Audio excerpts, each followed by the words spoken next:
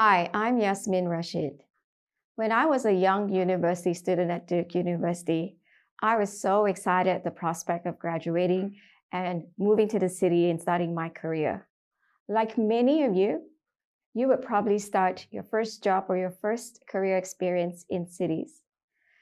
Did you know that urban population cities have been increasing so much in the last few decades that according to the United Nations, that by 2050, 70% of the global population will all be centered in cities. Today, there's already 4 billion of us dwelling in these places. In the future, that number will increase. Now, that brings me to think, what are we doing today, or what can we do more today to make sure that the cities can respond, is resilient and adaptable to this massive influx and migration of human population? Another growing climate challenge in cities like Kuala Lumpur would be the incidence of urban heat. I think many of us love our vehicles a little bit too much and like to drive in single occupancy, and that has caused quite a lot of increase in carbon emission in general from the way we choose our transportation. And compounding with the other climate challenges such as flash flood, water pollution, and haze, this really sends a really strong signal to all of us to really think about today.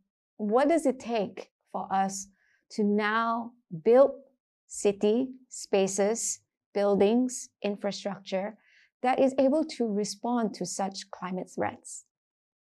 Now, if you're a naysayer to climate change, I'd like to allude to you some of the findings from the World Economic Forum. Now, in the World Economic Forum, some of the top global leaders sit in a forum for a period of about a week and talk about some of the, top global risks that would threaten economies, that threaten countries anywhere in the planet. And 10 years ago, majority of these global risks that were discussed by global leaders were predominantly focused on financial risk, social risk, and a lot more on economic risk. Fast forward it to 2021, that scenario has changed a lot. Today at the World Economic Forum, there is more emphasis on talking about climatic risk. These are risks that are man-made in nature, or we can also call it anthropogenic, and are often activities that contribute to global warming, to the increase of carbon emission in the environment, as well as increased pollution to our soil as well as waterways. So there you go. The World Economic Forum has highlighted that climatic risk would be some of the biggest threats and challenges to face humanity in this century. And moving forward, I think there's a lot of opportunities for us to really look at a lot of multi-stakeholder collaboration, a lot of innovation in this space to really ensure that we continue our conversation and innovations in the area of building smart cities that could cater to needs of generations to come. And here's another scenario I'd like to share, as well as some facts and figures. Our homes, our workplace, and even our recreational spaces represent the built environment, the environment in which protects and shelters us. In 2017, the Intergovernmental Panel on Climate Change, or IPCC, reported that the planet has warmed by 1 degree Celsius above pre-industrial levels. And this 1 degree Celsius increase is already causing such havoc in cities. Did you know that the buildings we occupy, be it an office or apartment, are responsible for 40% of the world's global greenhouse gas emissions? Did you know that buildings are also responsible for 40% of the solid waste generated globally, and that buildings use close to 12% of the world's water? Additionally, the air quality inside a building contains up to 5 times more pollutants than the air outside. And buildings utilize up to 1/3 of the world's resources. So why does this topic of city and community resilience intrigue me? Now, for the last 20 years, I've been very privileged to really have not just academic exposure to sustainability, but the real opportunity to really dabble into a broad spectrum of skill sets as well as opportunities. I started a not-for-profit environmental organization called Econites 15 years ago, and our mission is really to drive sustainable living for all Malaysians in this country. And I've had the privilege and opportunity to work with stakeholders from government agencies to community groups to other NGOs, funding agencies, and I really saw a lot of, positive efforts put in place to drive sustainability. And over the last few years, I switched hats. I went to the corporate side. I went to a industry or sector that was focusing on infrastructure development. And over there, I had the opportunity to see what industry leaders were doing to really drive that low carbon business approach. So it excites me to see that while the NGOs, the community groups are really putting a lot of emphasis in sustainability, it's also great to see industry leaders taking that path towards sustainability. So in this new role I have in the property development, infrastructure, construction sector, my task was really huge. My task was really to understand what needs to be in place to ensure that the buildings and the infrastructure that we build are able to withstand all these climatic challenges, at the same time provide social spaces for community to have a sense of belonging and to live a good quality of life. And that's when I was introduced to climate change adaptation and resilience studies. And it was a great approach. We worked with really technical people to really understand where are the risks, map out scenarios to really look at the kind of, the spectrum in which climate would impact the function and form and shape of buildings. And what happened at the end was a report with a list of recommendations that really helped us understand what was critical to be included to ensure that we build places and spaces that are future-proof. So what did we do in the climate change adaptation research endeavor and study?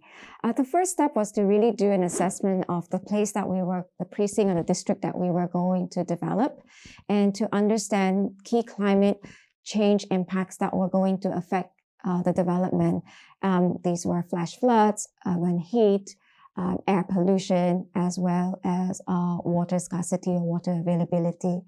And knowing that these 4 items were climate activities that were going to increase in magnitude and frequency in the years to come, we then mapped up 4 potential scenarios in which these climate impacts would make more detriment to our building. And that brought us back to the drawing board to really look at, okay, in terms of how we design the space and how we source for the materials, what needs to take into account so that we can minimize the impact that we make to the climate as well as the environment, at the same time provide comfort to communities. And what came out from this study was basically a shopping list of recommendations guiding us on what would be the right approach to building design. So for instance, building on a north-south orientation to minimize heat transfer because the sun rises from the east, sets on the west. So if you build on this trajectory, you're going to save a lot on your energy bills, as well as, have sufficient good lighting as well. Making sure you build with low carbon concrete. That is one way to really look at minimizing your development's embodied carbon emission. And that would not just be good for the environment, less hills will have to be destroyed, but it's also to really look at being more accountable with your carbon emission. Simple things like making sure your development has sufficient green spaces, covered walkways, water bodies to kind of bring about a more cooling effect to the surrounding heat. These are some of the cheat sheets and hacks that we managed to get out of the finding that were important to incorporate into our built environment. Now, that's just for the physical side. What about the people? And as far as communities are concerned, we also make sure that the spaces that we built are inclusive. It actually meets the needs of societies from all walks of life, promotes good mental health and well-being, has good outdoor exercising facilities, promote a healthy living, active lifestyle.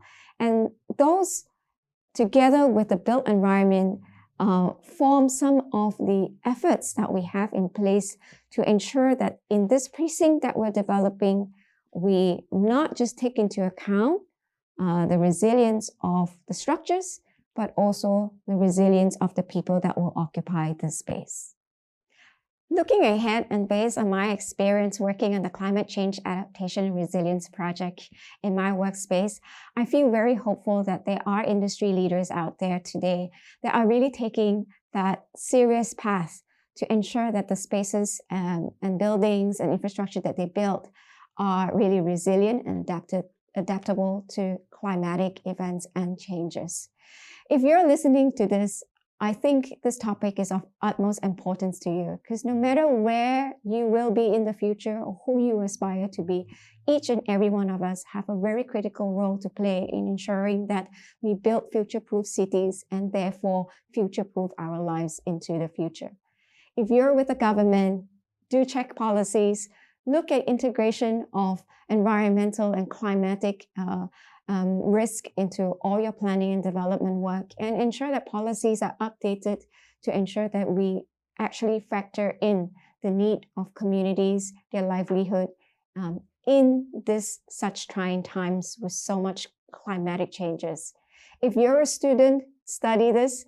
If you're a student who aspire to be the next CEO, manager, engineer, financial advisor, or even an accountant, sustainability cuts across all these kind of domains in the future. It's because we all derive and rely on the city for our livelihood. So each of us have a key role to play to ensure that we plug into designing and shaping and forming a city that will continue to function well according to our needs, meet our needs well into the future. I'm Yasmin Rashid. Thank you for coming to my talk.